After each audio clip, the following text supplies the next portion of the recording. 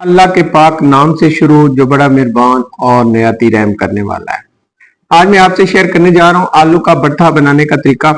आज जो हम बनाएंगे आलू का भरता, ये एक नए अंदाज मुनफरद तरीके से बनाएंगे। ऐसा होगा कि खुशबूदार, लजीज और मजेदार, इतना कि खाने वाले उंगलियों के साथ प्लेट भी चाट जाएंगे। रेसिपी हमेशा वही होती है जो आप दूसरों से अलग बनाएं और दूसरों से ज्यादा मजेदार बनाएं, इतनी मजेदार के खाने वाले आपकी तारीफ करने पे मजबूर हो जाए। और अल्हम्दुलिल्लाह मेरी हमेशा यही कोशिश होती है कि मैं दूसरों से कुछ अलग और मजेदार लेके आऊं। तो आइए शुरू करते हैं। आज की रेसिपी में हमने लिए यहाँ पे आधा किलो आलू, बड़े बड़े पीस में मैं कट कर लिए मैंने। अगर छोटे पीस हो तो आप साबित भी रहने दें। इनको बॉयल करेंगे, वॉश कर लेना आपने अच्छे से आलूओं को। अब इनको बॉयल करेंगे। आधा किलो हमने आलू लिए, इसमें तकरीबन 1 से 1.5 लीटर पानी ऐड करके तकरीबन 1 टेबल स्पून जो है ना वो हमने इसमें नमक डाल देना है। अच्छा, नमक डालने के बाद मिक्स कर देंगे नमक को पानी के अंदर। अब हमने क्या करना है, फ्लेम को ऑन किया हुआ तो इसको बॉयल होने के लिए छोड़ देंगे। मुझे तकरीबन बॉयल करते हुए 5 मिनट हो गए। अब मैं चेक करता हूँ। एक स्टिक लेंगे ब्रीक, उससे हमने चेक करना है। अगर ये इसमें आसानी से क्रॉस कर जाए तो मतलब गल चुके हैं आलू, अगर क्रॉस ना करे तो मतलब अभी कच्चे हैं। तो अभी कच्चे हैं, थोड़ा वेट करते हैं, 2 मिनट और बॉयल करते हैं। 2 मिनट बाद यहाँ पे चेक कर लेते हैं और यहाँ पे अल्हम्दुलिल्लाह आलू जो है ना वो पूरी तरह से बॉयल हो चुके हैं। ज्यादा नहीं गलाने आपने, इतने नहीं मतलब गला लेने के बिल्कुल गल जाए ना, आपने इनको परफेक्ट जो है ना बॉयल करना है। निकाल के साइड पे रखेंगे, ये पानी आपने ज़ाया नहीं करना, साइड पे रख लेना है। अच्छा, आपने अब बर्तन में लेना ऑयल। ऑयल मैंने लिया है 100 ग्राम, और जैसे गर्म होगा इसमें 1 चाय का चम्मच जाएगा सफ़ेद ज़ीरा। सफ़ेद ज़ीरे को आधे मिनट तक हमने फ्राई करना है। आधे मिनट बाद इसमें जाएगा 1 टेबल स्पून लहसुन और अदरक का पेस्ट।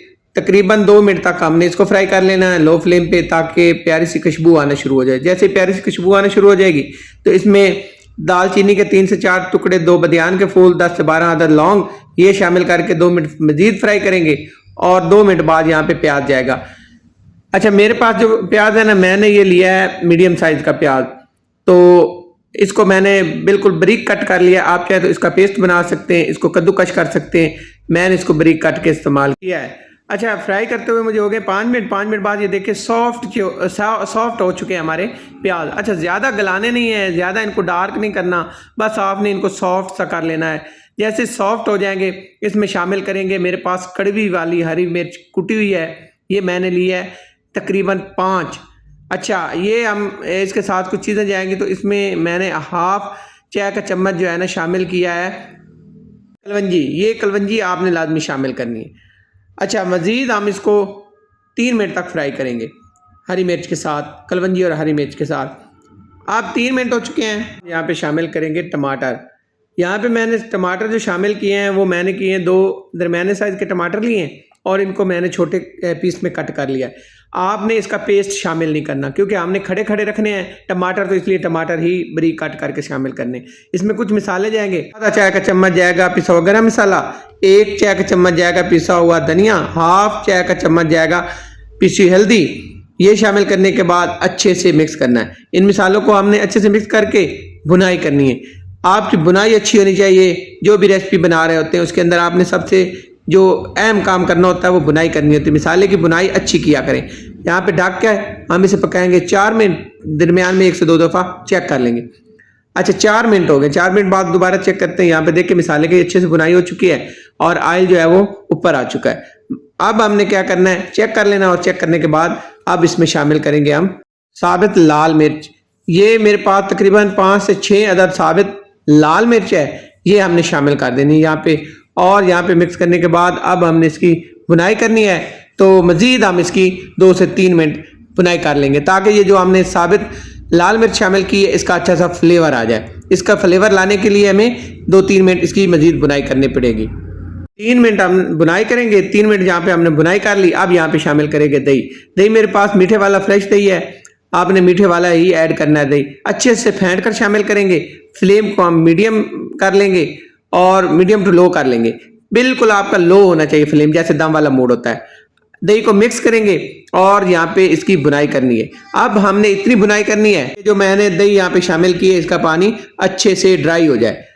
यहाँ पे हम इसको मिक्स करके अच्छे से मिक्स कर लेना आपने मिसाले के साथ। इस चीज़ का आपने ख्याल रखना है, मिसाले के साथ दही को अच्छे से मिक्स करें और यहाँ पे आप इसको ढक कर हम पकाएंगे 5 मिनट। मुझे पकाते हुए 5 मिनट हो चुके हैं और यहाँ पे चेक कर लेते हैं। यहाँ पे देखें मिसाले की शक्ल देखें, लुक देखें, कमाल की आई है ना, ऐसे ही आनी चाहिए। अच्छा, अब यहाँ पे चेक कर लेते हैं। यहाँ पे देखें ऑयल ऊपर आ चुका है और यहाँ पे देखिए पानी ड्राई हो चुका है। हमेशा जो है ना वो मीठे वाला इस्तेमाल करना चाहिए ताकि जो इसमें एक खट्टा सा जो बाद में जायका आता वो ना आए। अच्छा, यहाँ पे अब हमने शामिल करना है पानी। पानी मैंने लिया आधा कप, चाय का आधा कप पानी लिया है, ये शामिल कर देंगे और इसकी मजीद हमने बुनाई करनी है क्योंकि जितनी अच्छी हम बुनाई करेंगे इसमें इतनी अच्छी रेसिपी बनेगी।